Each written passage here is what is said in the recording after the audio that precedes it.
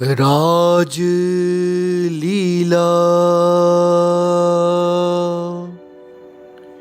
तेरे नाम बनाई,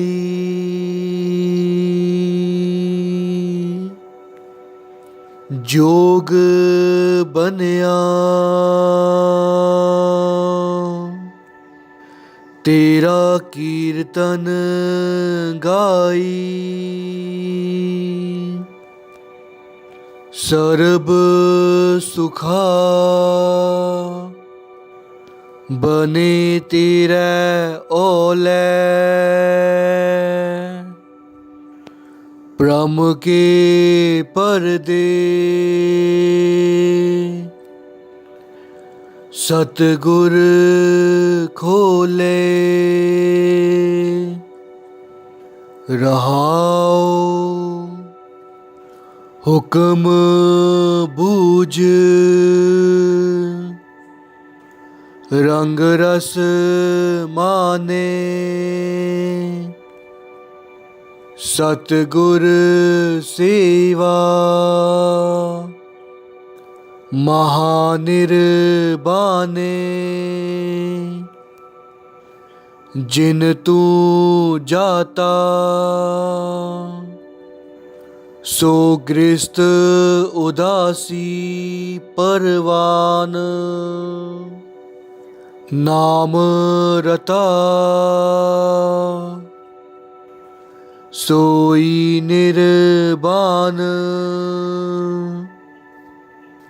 जाको मिलियो नाम निधाना, पनत नानक ताका पूर खजाना। वाहिगुरु जी का खालसा, वाहिगुरु जी की फतेह। हिंदुस्तान में कई प्रकार के राजा हुए हैं। हजारों साल से हिंदुस्तान में हजारों राजाओं ने राज किया है। बहुत से राजे तो ऐसे हुए हैं जिन्होंने अपनी प्रजा को ही बर्बाद कर दिया। कई राजा घमंडी हुए हैं, कामी हुए हैं, लोभी हुए हैं, जिन्होंने कभी अपनी प्रजा का भला नहीं किया। अगर हम इतिहास पर नज़र मारें तो हिंदुस्तान में बाहर देशों से भी राजे आए हैं जिन्होंने हिंदुस्तान पर राज किया, हुकूमत की। मुगलों ने तो हिंदुस्तान का बेड़ा गर्क ही कर दिया था। कहते हैं मुगल राज में हिंदुस्तान की बहु बेटियां सुरक्षित भी नहीं थीं। इतिहास के पन्नों को अगर हम खोल कर देखें तो मुस्लिम राज में हिंदुस्तान की बहु बेटियों को चौराहे पर टके टके पर बेचा गया था। फिर आगे चलकर गुरु गोविंद सिंह महाराज जी जैसे राजा भी हुए हैं जिन्होंने अपना सारा सरबंस वार कर हिंदुस्तान की रक्षा की। परंतु आज हम एक ऐसे अनोखे राजा के बारे में बात करेंगे जिनकी अगर हम कथा सुने तो सारा जीवन भी कम पड़ जाएगा। एक ऐसे महान राजा जिनका नाम इतिहास में सुनहरी अक्षरों में लिखा गया है। एक ऐसे राजा की हम आज कथा सुनेंगे जो कि बहुत ही बड़े धर्मी पुरुष थे। आज इस बात को हजारों साल बीत गए हैं, परंतु आज भी हम उनका नाम बड़े ही सम्मान से लेते हैं। उनका नाम है राजा जनक। राजा जनक मिथिलापुरी के राजा थे। वे बड़े ही धर्मी थे। इतिहासकार कहते हैं कि वे शिव धनुष की पूजा किया करते थे, जिसका कारण मैं आपको आगे चलकर बताऊंगा। उनके राज्य में सभी सुखी थे, क्योंकि जब राजा ही इतना ज्ञानी हो, ध्यानी हो, प्रभु प्रेमी हो, तो प्रजा तो सुखी होनी ही है। राजा जनक की एक बहुत ही प्रसिद्ध कथा है, हम वहीं से शुरू करते हैं। कहते हैं एक महात्मा ने आकर राजा जनक से पूछा कि आपके गुरु कौन हैं। राजा जनक ने उत्तर दिया कि मेरा तो कोई गुरु नहीं है। जैसा आप सभी जानते हैं कि गुरु धारण करना शुरू से ही बहुत ज़रूरी था, क्योंकि एक गुरु ही है जो हमारा उद्धार कर सकता है। क्योंकि प्रभु जो हैं वो हमारे कर्मों के अनुसार हमें आगे का जीवन देते हैं। हमें हमारे कर्मों के अनुसार ही दुख या सुख मिलता है, अमीरी या गरीबी मिलती है, पशुओं की जोनी या मनुष्य की जोनी हमें हमारे कर्मों के अनुसार ही मिलती है। जैसा हम बीज बोते हैं वैसा ही हमें आगे चलकर काटना पड़ता है। प्रभु हमारे कर्मों के अनुसार ही हमारी गति करते हैं, परंतु गुरु वो होता है जो हमारे कर्मों को ना चितारते हुए, हमारे अवगुणों को ना देखते हुए हम पर कृपा करता है और हमें निर्मल करके प्रभु के चरणों में रख देता है। उसी से हमारा उद्धार होता है। इसीलिए गुरु धारण करना शुरू से ही बहुत आवश्यक होता था, जो आज भी है। तभी तो गुरु गोविंद सिंह महाराज जी ने हमें गुरु ग्रंथ साहिब जी की लड़ लगाया है और हमें हुक्म दिया है, सब सिखन को हुक्म है, गुरु मान्यो ग्रंथ।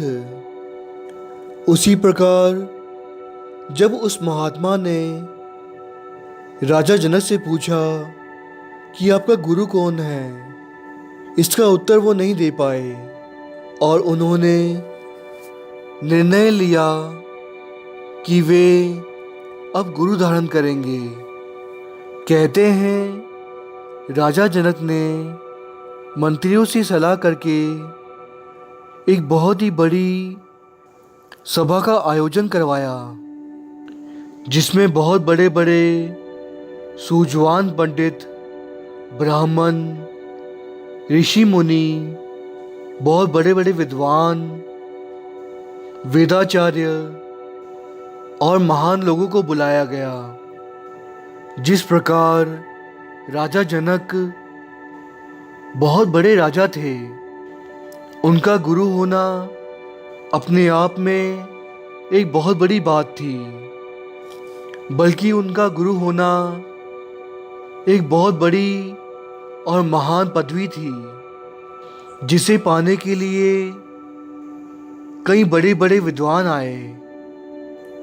वे चाहते थे कि वे राजा जनक के गुरु बने, जिसके कारण उनका भी नाम सारी सृष्टि में अमर हो जाए। राजा जनक ये नहीं चाहते थे कि उनकी सभा में कोई ऐसा व्यक्ति आए जिसमें ये क्षमता ही ना हो कि वो राजा जनक का गुरु बन सके। इसीलिए राजा जनक ने एक ऐसी अनोखी शर्त रखी, जिसे सुनने के बाद सभी ज्ञानी और ध्यानी, सभी वेदाचार्य सोच में पड़ गए थे। वो शर्त ये थी कि राजा जनक के घोड़े पर चढ़ने के समय घोड़े के रकाब के ऊपर उनके पैर रखने पर काठी पर बैठने के पूर्व ही उन्हें ज्ञान करवा दिया जाए। तभी जाकर राजा जनक उन्हें गुरु मानेंगे। ये एक बहुत बड़ी चुनौती थी सभा में आए सभी ज्ञानी ध्यानियों के लिए। सभा में बड़े बड़े ज्ञानी ये सोच रहे थे कि वो किस प्रकार इतने कम समय में राजा जनक को ज्ञान करवा सके। सभी के लिए ये कार्य बहुत ही कठिन लग रहा था। कहते हैं इसी बीच महल में ब्राह्मण अष्टावक्र पधारे, जिनको महल के सिपाहियों ने रोक लिया क्योंकि वे दिखने में बहुत ही कुरूप थे। इतिहासकार कहते हैं कि अष्टावक्र 8 जगहों से हम सभी से अलग थे। उनके हाथ पांव टेढ़े थे, पीठ की जगह पर पेट था और पेट की जगह पर पीठ। उनका चेहरा अजीबो-गरीब था और वे बहुत ही काले थे। 8 जगहों से टेढ़े होने पर सिपाहियों ने और मंत्री ने उनका मजाक उड़ाया और उन्हें अंदर आने से रोका। इस पर अष्टावक्र ने मंत्री और सिपाहियों से कहा कि आपके राजा को मेरा रूप देखना है या ज्ञान लेना है? क्या ज्ञान आत्मा से होता है या शरीर से? क्या अच्छा दिखने वाला इंसान ही ज्ञानी हो सकता है? ये सुनकर मंत्री और सिपाहियों का सिर झुक गया। उन्हें ज्ञान हो गया कि ये व्यक्ति कोई साधारण व्यक्ति नहीं है और उन्होंने अष्टावक्र को अंदर आने दिया।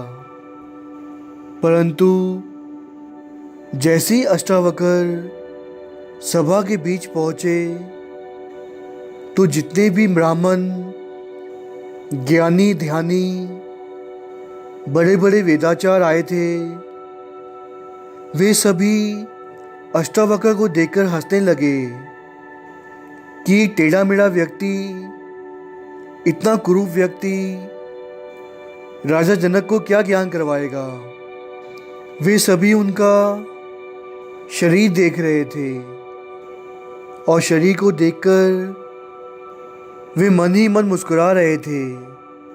और यहाँ तक कि कई ज्ञानी जो अपने आप को बहुत ही बड़ा कहलवा रहे थे, वे उन पर हंस रहे थे। आज कलयुग में भी हम देखते हैं कि जिस व्यक्ति का शरीर कुरूप होता है या फिर जिस व्यक्ति के पास पैसा नहीं होता, औहदा नहीं होता, बड़ा घर बार नहीं होता, लोग उनकी इज्जत नहीं करते।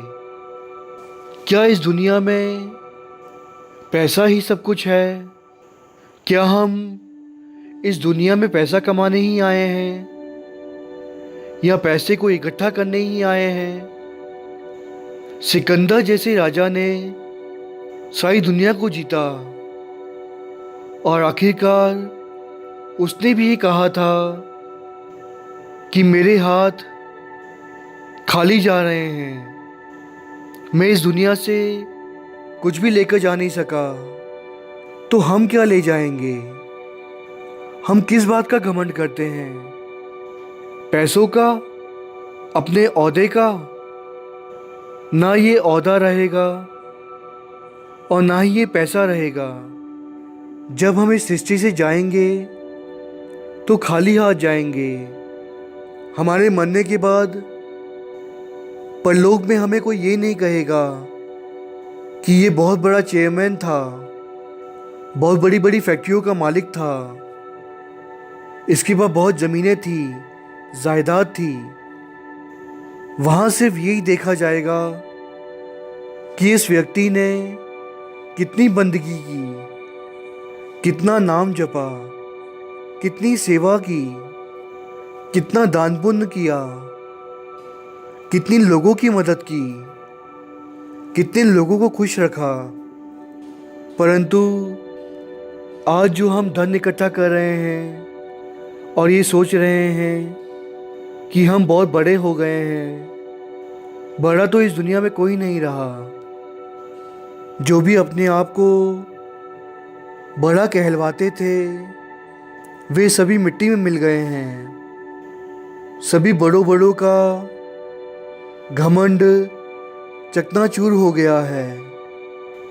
इसी प्रकार जब अष्टावक्र भी सभा में पहुंचे तो सभी ने उनका मजाक उड़ाया, क्योंकि सभी उनका शरीर देख रहे थे। किसी ने उनका ज्ञान नहीं देखा, उनकी आत्मा नहीं देखी। इसी प्रकार सभा में बैठे बड़े बड़े विद्वानों पर अष्टावक्र भी हंस पड़े और उन विद्वानों को चमार कहा, कसाई कहा। वो इसलिए क्योंकि जो चमार होता है वो सिर्फ चमड़े को देखता है और चमड़े से ही जूते बनाता है, चप्पल बनाता है। और जो कसाई होता है वो चमड़े को ही काटता है। एक चमार और कसाई की नज़र कभी सामने वाले की आत्मा को नहीं देखती, उसके ज्ञान को नहीं देखती, वो तो सिर्फ शरीर को देखती है। इसी प्रकार अष्टावक्र के अनुसार सभा में बैठे सभी बड़े बड़े ज्ञानी और वेदाचार्य उनके लिए चमार थे, कसाई थे। ये सुनकर राजा जनक को ज्ञान हो गया कि ये व्यक्ति जो भले ही कुरूप है, परंतु इसमें कुछ तो बात होगी जो वो यहाँ तक आए हैं। यही समझकर राजा जनक ने अष्टावक्र को बहुत ही सम्मान के साथ सभा में बिठाया। उपरंत कहते हैं राजा जनक ने घोड़ा मंगवाया। घोड़ा बहुत ही प्यारा था, ऊंचा, लंबा और हवा से बातें करने वाला था। उसकी लगाम बहुत ही मजबूत थी।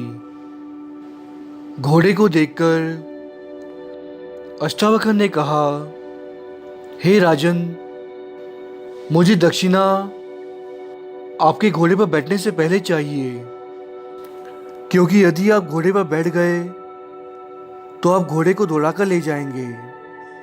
इसीलिए दक्षिणा तो पहले बनती है। राजा मुस्कुराए और उन्होंने हामी भर ली।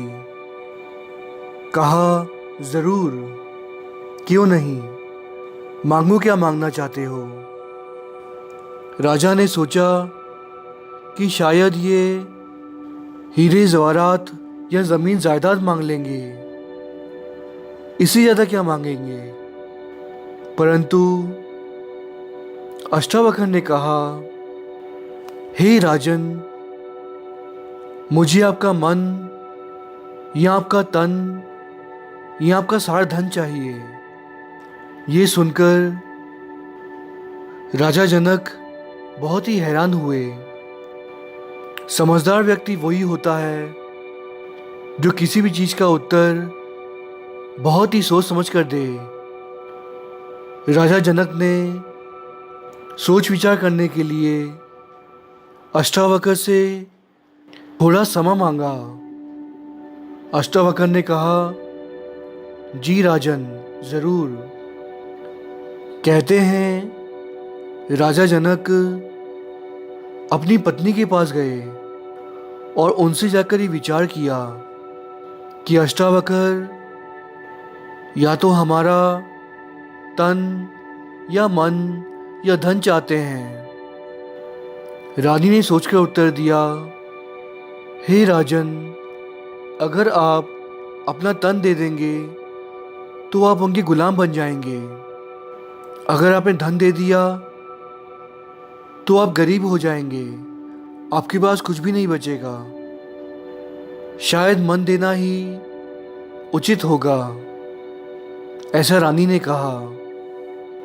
राजा जनक ने रानी का उत्तर सुना और उस पर सोच विचार किया और आखिर में उन्हें भी यही लगा कि अष्टावक्र को अपना मन देना ही उचित है, वही ठीक रहेगा। ये सोचकर राजा जनक अष्टावक्र के पास सभा में पहुंचे और जाकर कहा, अष्टावक्र जी, मैं आपको अपना मन सौंपता हूँ, मेरा मन आपका हुआ। यह कहकर राजा जनक घोड़े पर चढ़ने लगे। उन्होंने जैसे ही रकाब के ऊपर पैर रखना चाहा, अष्टावक्र ने उन्हें रोक लिया और कहा, ठहरिए राजन, मेरा मन नहीं चाहता कि आप घोड़े पर बैठें। ये सुनकर राजा जनक हक्का बक्का रह गए।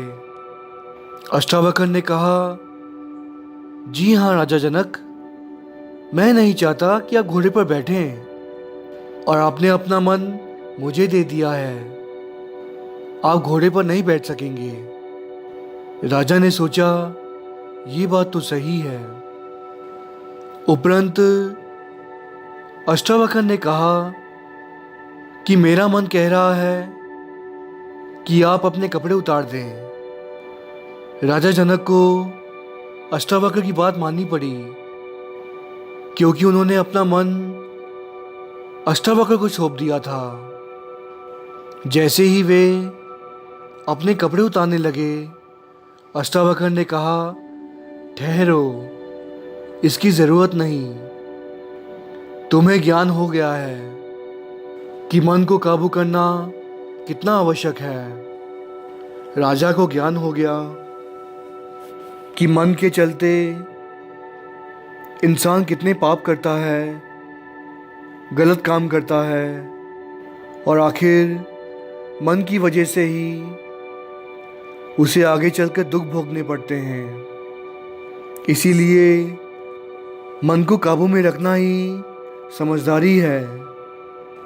हमारे साथ भी तो कुछ ऐसा ही होता है कि हमारा मन कहता है कि हम गलत काम करें, गलत राह पर चलें, गलत चीज़ें देखें, परंतु यदि हम अपने मन के पीछे लग जाएंगे, मन की सुनेंगे, तो हमारा जीवन बर्बाद हो सकता है और इसी मन के चलते हमें आगे चलकर नरक भोगना पड़ सकता है।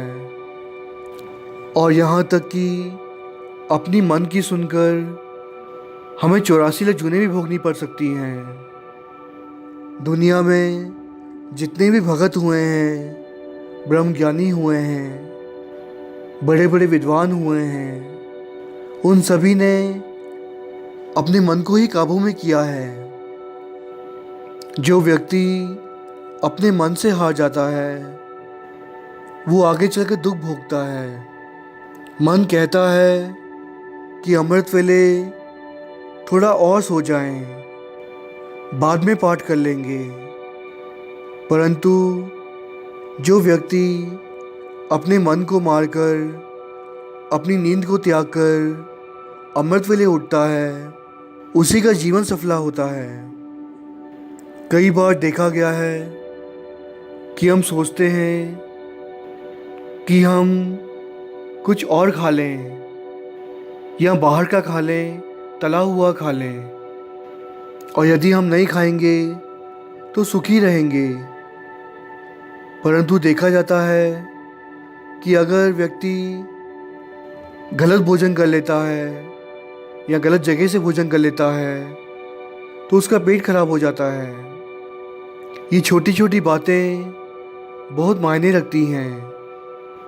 अगर हम अपने मन की सुनेंगे और गलत काम करेंगे, गलत राह पर चलेंगे तो हमारा बुरा हो सकता है।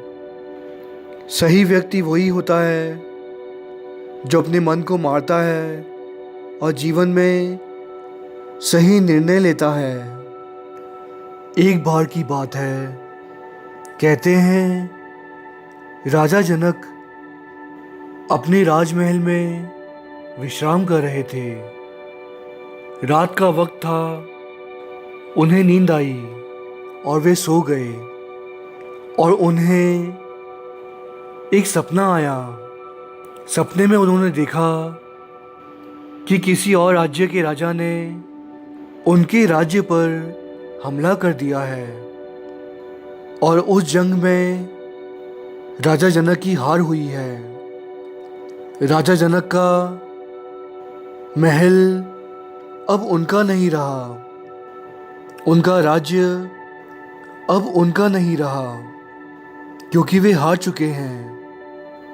और राजा जनक को उनके ही राज्य से निकाल दिया गया और वे दर दर भटके, जंगलों में गए। उन्हें बहुत भूख लगी, खाने को कुछ भी नहीं मिला।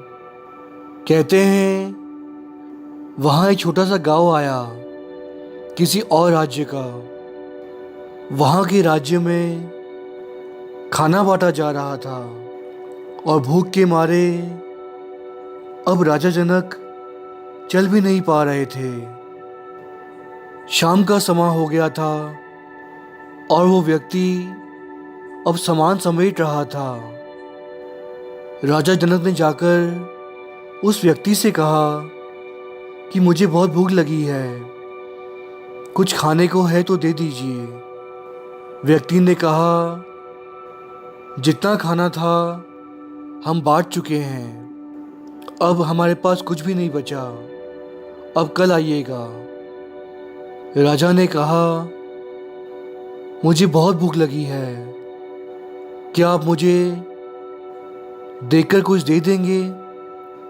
उस व्यक्ति ने देखा कि भोजन तो खत्म हो चुका है, परंतु खिचड़ी की नीचे की जो खुरचन होती है वो पतीले में अभी भी लगी हुई है।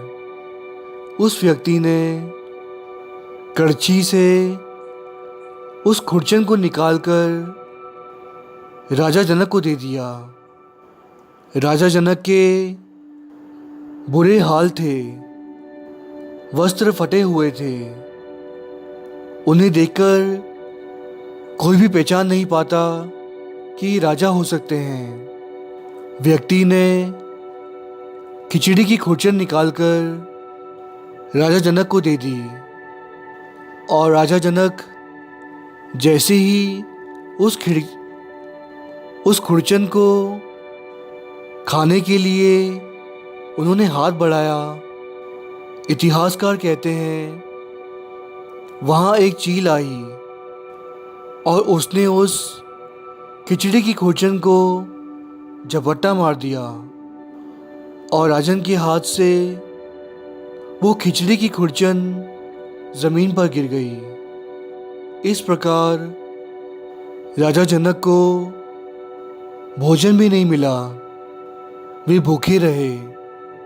भूख के मारे उनका हाल बेहाल था और अचानक उनकी नींद खुल गई और उन्होंने देखा कि वे तो अपने महलों में हैं।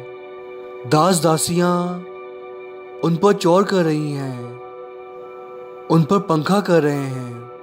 सिपाही दरवाजे पर खड़ा है, उनकी रक्षा कर रहे हैं। उन्होंने सोचा कि मैंने जो स्वप्न देखा जिसमें राजा बहुत ही गरीब हो गया था। खाने को भोजन भी नहीं था, पहनने को कपड़ा भी नहीं था, फटे हाल थे। क्या यही सच है, या फिर मैं एक राज्य का राजा हूँ, महलों में शान से रहता हूँ? ये सच है। दोनों में से हकीकत क्या है? ये सोच सोच कर राजा परेशान हो रहे थे कि जिंदगी की असली हकीकत क्या है। क्योंकि हम दुनिया में अक्सर देखते हैं कि एक धनवान व्यक्ति भी अचानक ही गरीब हो जाता है, और एक गरीब व्यक्ति अपनी किस्मत से अचानक ही अमीर बन जाता है। रातों रात उसकी किस्मत जाग जाती है। कुछ दिन पहले व्हाट्सएप पर भी एक अजीबोगरीब समाचार आया था, जिसमें ये बताया गया था कि एक धनवान व्यक्ति जो कि कभी बड़ी बड़ी फैक्ट्रियों का मालिक होता था, अपने खुद के प्लेन से सफ़र करता था, साल में कई बार बाहर देश जाता था। इतना बड़ा कारोबार था उसका, और उसके बेटे ने अचानक उसे धोखा दे दिया, और वो धनवान व्यक्ति रास्ते पर आ गया। एक छोटी सी चाल में वो आज रहता है। इंसान को उसके कर्मों के अनुसार दुख या सुख मिलता है, परंतु यहाँ पर राजा जनक ये सोच रहे थे कि आखिर सच्चाई क्या है जीवन की। इसी प्रकार सोच सोच कर दिन बीत रहे थे। राजा जनक का कहीं भी मन नहीं लग रहा था। राज्य में सन्नाटा छाया हुआ था, क्योंकि राजा जनक एक बहुत ही बड़े उस वक्त के राजा थे। अगर राजा ही दुखी हो तो स्वाभाविक ही प्रजा भी दुखी होती है, क्योंकि उनके राज्य का हर एक व्यक्ति उनसे प्रेम करता था। राज दरबार में भी जैसे कि सन्नाटा छाया हुआ था।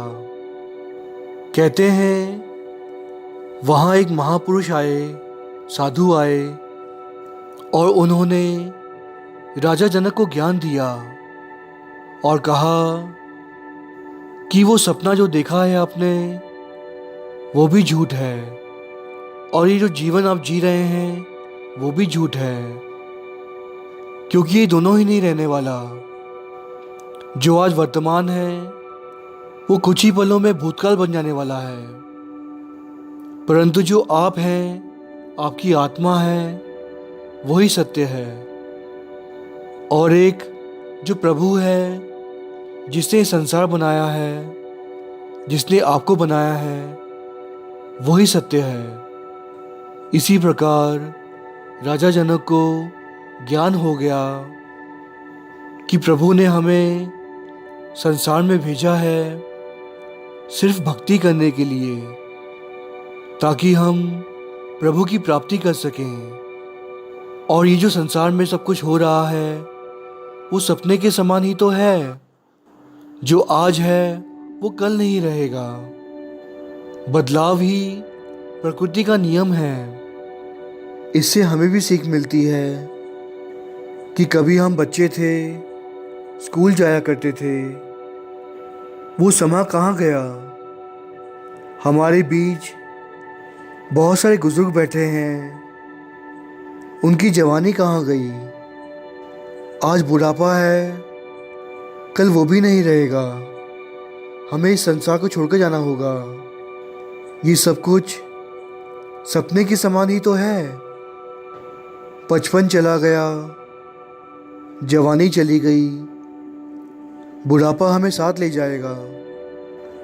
ये संसार का खेल हजारों साल से इसी प्रकार चलता आ रहा है और हम नासमझ इस खेल को समझ नहीं पाते और संसार के मोह माया में ही फंसे रहते हैं। जिस प्रकार गुरु तेग बहादुर साहिब जी अपनी बानी में तिलंग राग में ये फरमाते हैं, जाग लेहो रे मना जाग लेहो, कहाँ गाफल सोया, जो तन उपजया संग ही, सो भी संग ना होया।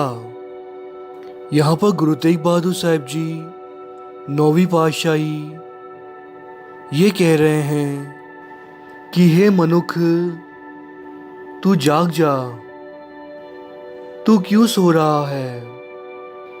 एक दिन ऐसा भी आएगा कि तुझे कोई उठाना भी चाहे तो उठा नहीं पाएगा, ऐसी नींद सो जाएगा तू। तेरी मृत्यु के पश्चात तेरे रिश्तेदार, तेरे साथ संबंधी तुझे पुकारेंगे, तुझे उठाएंगे, पर तू ऐसी नींद सोएगा कि कोई तुझे उठा नहीं पाएंगे। ये जीवन तुझे मिला है प्रभु की प्राप्ति के लिए, नाम जपने के लिए, सेवा बंदगी करने के लिए, पर इंसान सारा जीवन व्यर्थ के कामों में लगाकर उसे बर्बाद कर देता है। जिस मनुष्य ने ये समा नहीं संभाला उसे आगे चलकर पछताना पड़ता है। जिस प्रकार कोई मनुष्य बचपन में पढ़ाई नहीं करता, पढ़ाई में उसका ध्यान नहीं लगता, वो अपना समय व्यर्थ गवा देता है, तो आप सभी जानते हैं बड़ा होने पर उसे अच्छी नौकरी नहीं मिलती, वो बड़ा आदमी नहीं बन पाता। उसी प्रकार ये जीवन हमें मिला है प्रभु की बंदगी करने के लिए, उसकी प्राप्ति के लिए। यदि मनुष्य और कामों में व्यर्थ ही जीवन गवा देगा तो आगे चलकर उसे पछताना पड़ेगा। बुद्धिमान इंसान वही होता है जो अपनी जिंदगी के हर कदम पर कुछ सीखता है, और जो मनुष्य अकड़ कर रहता है, एटीट्यूड में रहता है, ईगो में रहता है, वो मनुष्य हमेशा पीछे रह जाता है। सीखना इंसान के लिए बहुत ज़रूरी होता है। हर पल इंसान को ज़िंदगी में कुछ ना कुछ सीखने को मिलता है, भले ही वो किसी अमीर व्यक्ति से सीखने को मिले या किसी गरीब। आज संसार में देखा जाता है कि हम गरीब व्यक्तियों से दूर रहना पसंद करते हैं, भले ही वो व्यक्ति हमसे कुछ मांगे ना, पर हम हमेशा ये चाहते हैं कि हम अपना स्टेटस बनाकर रखें और सिर्फ उनसे ही बात करें जो हमारे काम का हो।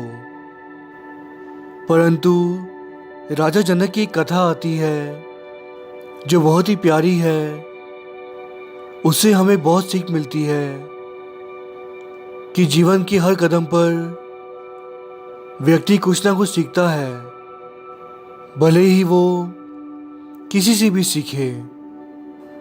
कहते हैं राजा जनक के राज्य में एक व्यक्ति था जो कि गाड़ी चलाता था, ठेला ढोता था।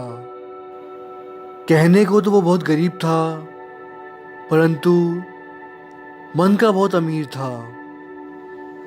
यानी कि ना उसका कोई घर बार था, ना उसके पास पैसा था, परंतु वो मन से बहुत सुखी था, हमेशा खुश रहा करता था और आनंद में जीता था।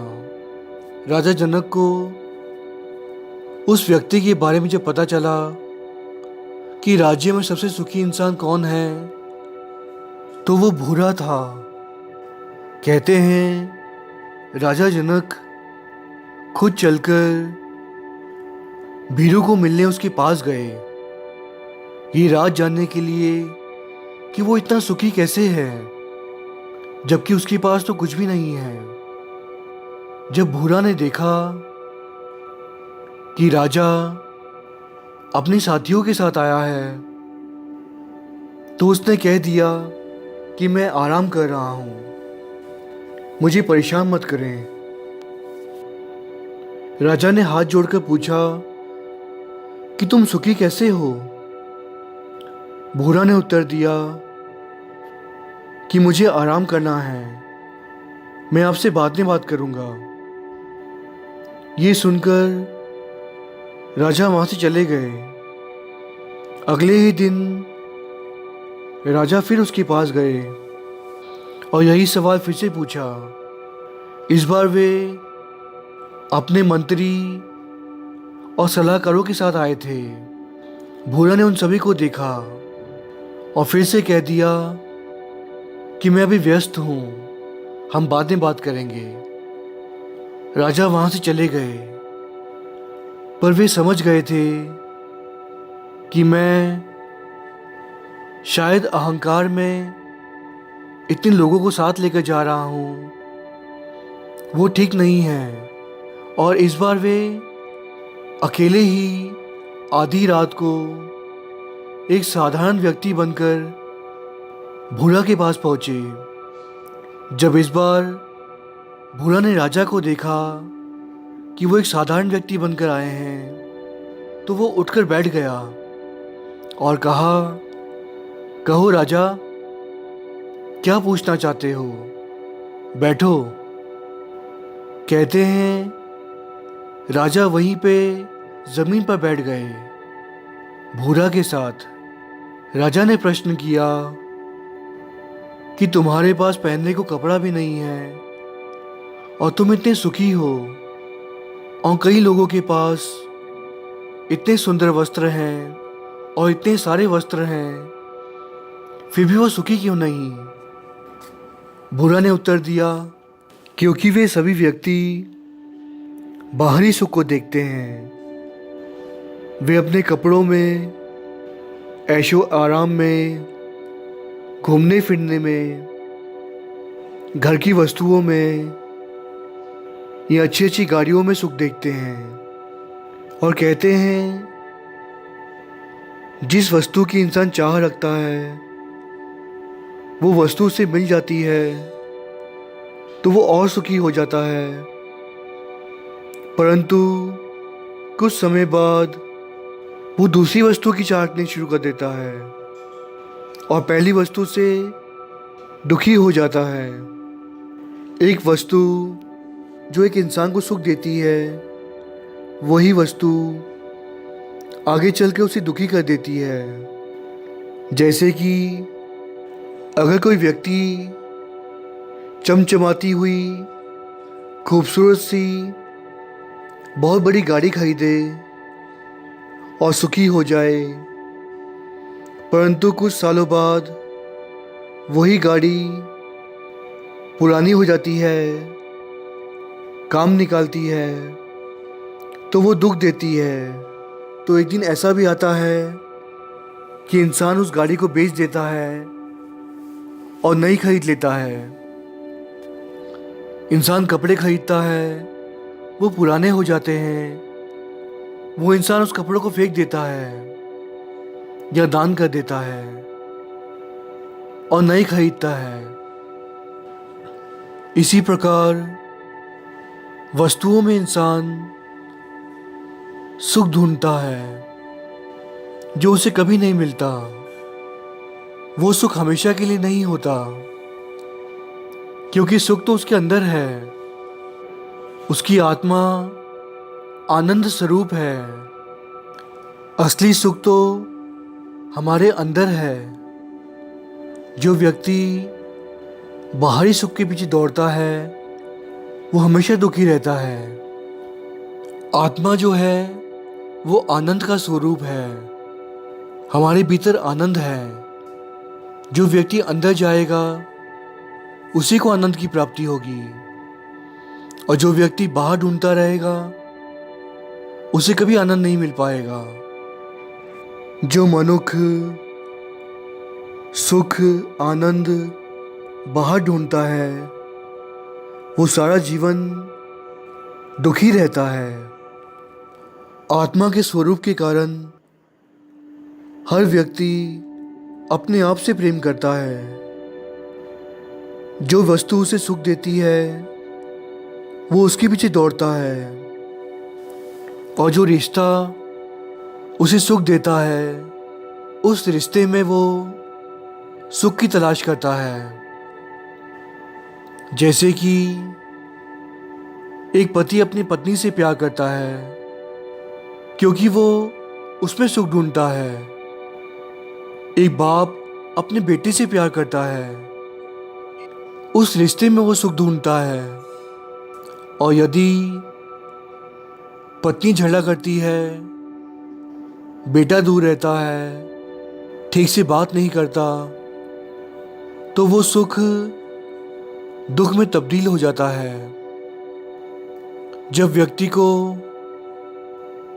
अपने आप में सुख नहीं मिलता तो वो आत्महत्या भी करना चाहता है कि शायद उसमें सुख मिल जाए।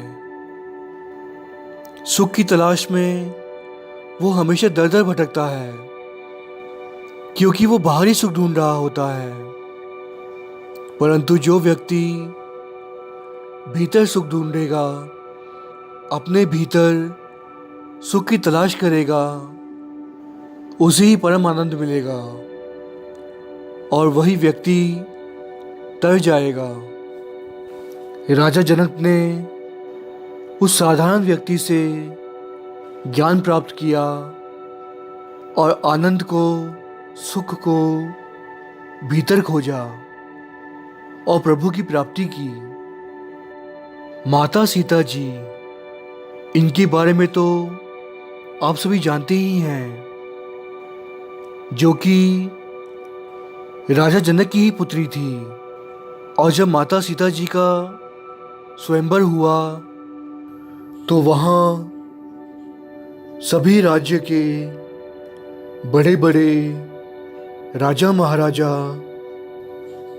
आए थे। स्वयंवर में राजा जनक ने ये शर्त रखी थी कि जो शिव धनुष को उठा लेगा उसी से उनकी पुत्री का विवाह तय होगा। उसी के गले में देवी सीता वरमाला डालेंगी। राजा जनक ने ऐसा इसलिए किया था क्योंकि जब देवी सीता जी बहुत ही छोटी आयु की थी तब शिव धनुष को आराम से उठाकर एक जगह से दूसरी जगह रख देती थी, और जबकि कोई भी व्यक्ति उस धनुष बाण को कभी उठा नहीं पाया। देवी सीता के विवाह के योग्य वही हो सकता है जो इस धनुष बाण को उठा सके। और आप सभी जानते हैं भगवान श्री राम ने वो धनुष बाण उठाया था और देवी सीता माँ के साथ उनका विवाह हुआ था। परंतु क्या आप जानते हैं वो शिव धनुष राजा जनक के पास कैसे आया?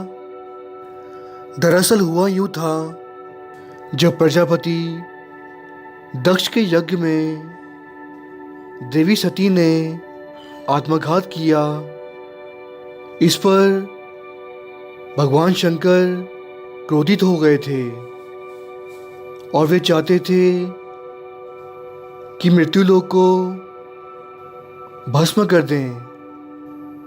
भगवान शंकर ने अपनी शक्ति से उस शिव धनुष को प्रकट किया और जैसे ही पृथ्वी पर धनुष बाण से वार करना चाहा, कहते हैं वहाँ पर ब्रह्मा जी आ गए और उन्होंने उन्हें रोक दिया। उनसे बेनती की कि किसी एक व्यक्ति की वजह से आप कैसे सारी पृथ्वी को भस्म कर सकते हैं। ब्रह्मा जी के समझाने पर, बेनती करने पर भगवान शिव जी ने उस धनुष से बाण को आकाश की तरफ छोड़ दिया और ब्रह्मा जी के कहे अनुसार धनुष को अपने प्रिय भक्त निमि को दे दिया, जो कि अपने वक्त का बहुत ही धर्मी राजा था और शिव भक्त था। और राजा निमि शिव धनुष की ही पूजा किया करता था। एक बार कहते हैं राजा निमि ने सोचा कि वे दीर्घ काल तक चलने वाला यज्ञ करें। ये यज्ञ उन्होंने महर्षि वशिष्ठ को करने को कहा, परंतु उन्होंने कह दिया कि उन्हें देवपुरी में इंद्र के यहाँ यज्ञ करने जाना है। कहते हैं राजा निमि ने महर्षि वशिष्ठ का इंतजार नहीं किया और वही यज्ञ उन्होंने गौतम ऋषि से करवा लिया। और कहते हैं जब महर्षि वशिष्ठ वापस लौटे तो उन्होंने देखा कि राजा निमि तो यज्ञ करवा रहे हैं। उन्होंने कुछ ना कहा, उपरंत वे राजा निमि के शयन कक्ष में पहुंचे और जाकर उन्हें आवाज़ लगाई, परंतु राजा निमि सो रहे थे, विश्राम कर रहे थे।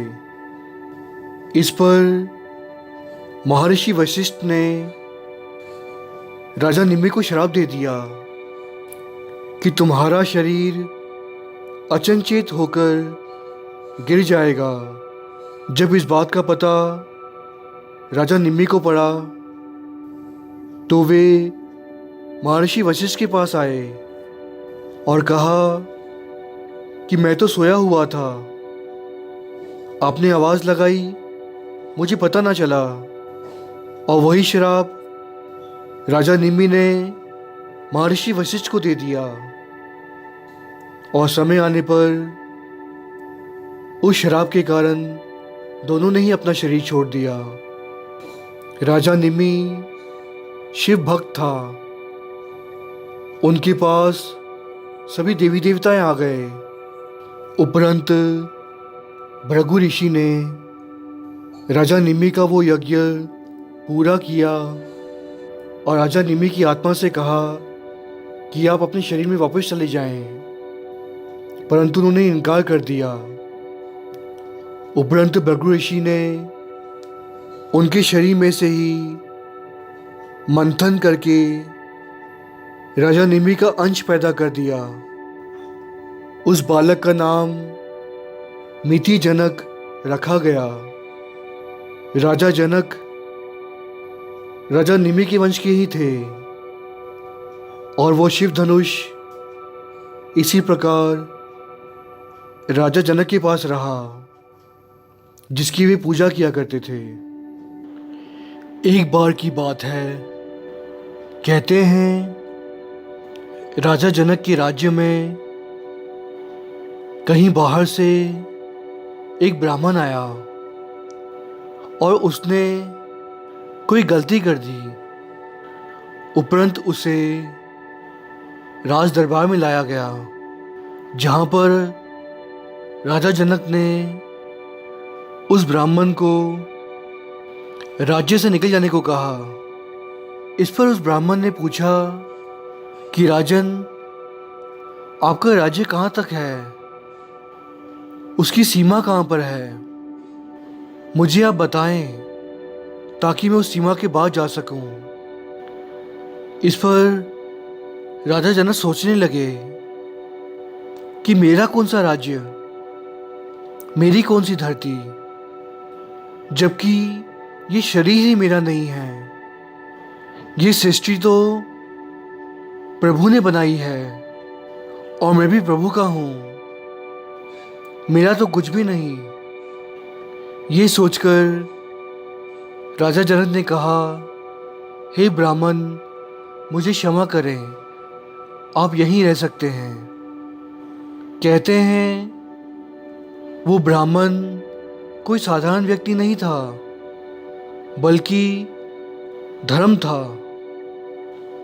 उस ब्राह्मण ने देवता के स्वरूप में आकर राजा जनक से कहा कि मैं धर्म हूँ और तुम्हारी परीक्षा लेने आया था, और मैं ये जान गया हूँ कि आप सच में एक धर्मात्मा पुरुष हैं, एक धर्मी राजा हैं। हमें भी ये विचार करना है कि हम क्या हैं, कहाँ से आए हैं, कहाँ हमें जाना है। हम घमंड करते हैं अपने शरीर का, अपने ओहदे का, परंतु ज़रा सोचिए, हमसे पहले कितने आए और इसी प्रकार जीवन जी के चले गए। एक दिन हमें भी जाना है। जिस प्रकार भगत कबीर जी अपनी बानी में कहते हैं, कबीर मेरा मुझ में किछ नहीं, जो किछ है सो तेरा, तेरा तुझको सौंपते, क्या लागै मेरा। ये सब कुछ प्रभु का ही तो है। प्रभु ने हमें ये जीवन दिया है ताकि हम उसे प्राप्त कर सकें। हमें उसका शुक्राना करना है और उसका नाम जप कर इस जीवन को सफल करना है। एक बार की बात है, कहते हैं राजा जनक बहुत भक्ति किया करता था और प्रभु प्रेम में हमेशा रहता था। इसी प्रकार एक बार उन्होंने सोचा कि मैंने इतनी भक्ति की है, ज़रा देखें इसका कितना असर हुआ है। उन्होंने क्या किया कि अपने राज्य की, उनकी अपनी जो सबसे खूबसूरत स्त्री थी, रानी थी, उसे बुलाया और सेवादारों से कहकर तेल का कड़ाहा गरम करवाया और उस कड़ाहे के पास एक बिछोना बिछाया गया, जिसमें उन्होंने अपनी सबसे जो सुंदर स्त्री थी उससे वहाँ लेटने को कहा। कई इतिहासकारों का तो ये भी कहना है कि उन्होंने अपनी स्त्री को वहाँ नग्न करके लिटाया था। राजा जनक ने एक पाँव नग्न स्त्री पर रखा, नग्न स्त्री के ऊपर रखा, और दूसरा पाँव गरम गरम सड़ते हुए तेल में रखा। और कहते हैं स्त्री की जवानी कड़ी दोपहर में थी। वे बहुत ही खूबसूरत थी, परंतु राजा जनक ने काम को अपने वश में कर लिया था और काम वासना राजा जनक का कुछ भी बिगाड़ नहीं पाई। और इसी प्रकार प्रकट हो गया कि राजा जनक ने काम को अपने वश में कर लिया है और उनकी जय जयकार हुई। संसार में जो आया है उसे एक ना एक दिन इस संसार को छोड़ के जाना ही है। 5 तत्वों का ये शरीर राजा जनक को भी छोड़ के जाना था। कहते हैं राजा जनक का भी अंतिम समय आ गया और प्रभु का नाम जपते जपते उन्होंने शरीर को छोड़ दिया और उनकी आत्मा को लेने के लिए देवी देवता आप चल कर आए। क्योंकि राजा बहुत ही धर्मी थे और उन्होंने सारा जीवन प्रभु की बंदगी में गुजारा था और हमेशा ही अच्छे काम किए थे। इसीलिए उन्हें स्वर्ग मिलना था।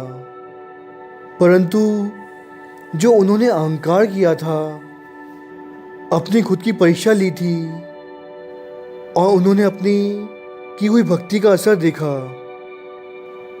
इसीलिए प्रभु ने आदेश दिया कि राजा जनक को मान सम्मान के साथ स्वर्ग ले जाया जाए। परंतु उनका विमान नरक की तरफ से होता हुआ आए। और इतिहासकार कहते हैं, जैसे ही राजा जनक का विमान नरक की ओर हुआ, वहाँ से गुजरा, तो वहाँ पर तो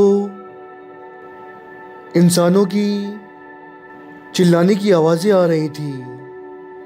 जो इंसान अपना शरीर छोड़ चुके थे, उनकी आत्मा को नरक में बहुत कष्ट हो रहा था।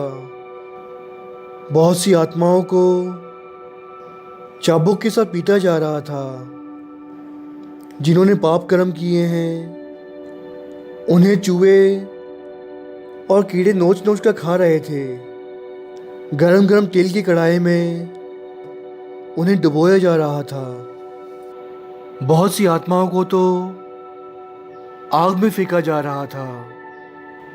जिस प्रकार हम मशीन में आटा पिसवाते हैं, उस प्रकार आत्माओं को पीसा जा रहा था। उन आत्माओं को हर प्रकार के कष्ट दिए जा रहे थे। पर हैरानगी की बात तो ये थी, ना वो जीते थे और ना ही मरते थे। वो तो वहाँ सिर्फ कुर्ला रहे थे, चिल्ला रहे थे। उन आत्माओं को बहुत ही ज़्यादा कष्ट हो रहा था। संसार में व्यक्ति सोचता है कि अभी मौज मस्ती कर लो, ऐश कर लो, खा पी लो, आगे किसने देखा है। परंतु वो ये नहीं जानता कि आगे उसे नरक भोगना पड़ सकता है। उपरंत 84 लाख जूनें भोगनी पड़ सकती हैं। इसी प्रकार जब राजा जनक ने उन सभी इंसानों को कुर्लाते देखा, चिल्लाते देखा, तो उनका हृदय पिघल गया। उन्होंने यमदूत से पूछा कि ये कौन सी जगह है। यमदूत ने कहा, महाराज, ये नरक है। जो व्यक्ति प्रभु का नाम नहीं लेते, उसकी बंदगी नहीं करते, सेवा नहीं करते, उसे याद नहीं करते, उसका शुक्राना नहीं करते, वे सभी व्यक्ति नरक में जाते हैं। राजा जनक ने कहा, इनका छुटकारा कैसे होगा। यमदूत ने कहा, जो इनके कर्म हैं वो इन्हें भोगने ही होंगे। परंतु यदि कोई महापुरुष प्रभु की भक्ति करने वाला अपनी भक्ति का फल इन्हें दे दे, तो ये सभी बच सकते हैं। राजा जनक ने कहा, तो फिर ठीक है, मेरी एक पल की भक्ति का फल तोल लो और इन्हें सभी को छोड़ दो। ऐसा ही हुआ था। कहते हैं, तराजू मंगवाया गया और राजा जनक की एक पल की भक्ति का फल सारे नरक के कर्मों पर भारी पड़ा और उस वक्त सारा का सारा नरक खाली हो गया। और राजा जनक सभी नरकवासियों को लेकर स्वर्ग चले गए और सभी का उद्धार कर दिया। सोचिए, ऐसे थे राजा जनक। भाई गुरदास जी ने अपनी बानी में राजा जनक जी के बारे में ये फरमाया है, भगत वड्डा राजा जनक है, गुरमुख माया विच उदासी, देवलोक नो चलिया गन गंधर्व सभा, सुखवासी जमपुर गया पुकार सुन, विल लावन जी नरक निवासी। ਧਰਮ ਰਾਏ ਨੂੰ ਆਖਿਓਨ ਸਭਨਾ ਦੀ ਕਰ ਬੰਦ ਖਲਾਸੀ करे बेनती धर्म राये हूँ सेवक ठाकुर अबनासी गहिने तरियन एक नाओ पापा नाल करै निर्जासी पासंग पाप न पूजनी गुरमुख नाओ अतुल न तुलासी नरको छूटे जिया जंत कटी गलो सिलक जम फांसी मुकत जुगत नावै की दासी। इसी प्रकार राजा जनक जी के एक पल के सिमरन से उन्होंने सभी नरकवासियों को अपने साथ स्वर्ग में ले गए और सभी का उद्धार कर दिया। धन है राजा जनक। अवर उपदेसै आप न करै आवत जावत जन्मै मरै। सच्चे पातशाह कृपा करें कि मैं जो आपको बता रहा हूँ उसके अनुसार मैं खुद भी चल सकूं और अपना जीवन सफला कर सकूं। मिल सत संगत खोज दसाई विच संगत हर प्रभ वसै जियो।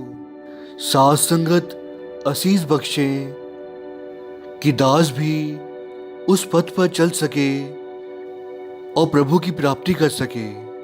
कथा करते हुए आप जी के अनजान दास से कई प्रकार की भूलें हो गई हैं। आप जी अपना अनजान दास जान के क्षमा करें और आशीष बख्शें कि दास आपकी इसी प्रकार सेवा करता रहे और भवसागर से पार लंघ जाए। दास को 84 लाख जूने ना भोगनी पड़े। दास कभी जमदूतों के वश ना पड़े। आप जी की सेवा करते करते दास तर जाए। इतनी असीस बख्शना। फतेह का जवाब फतेह में दें। वाहिगुरु जी का खालसा वाहिगुरु जी की फतेह।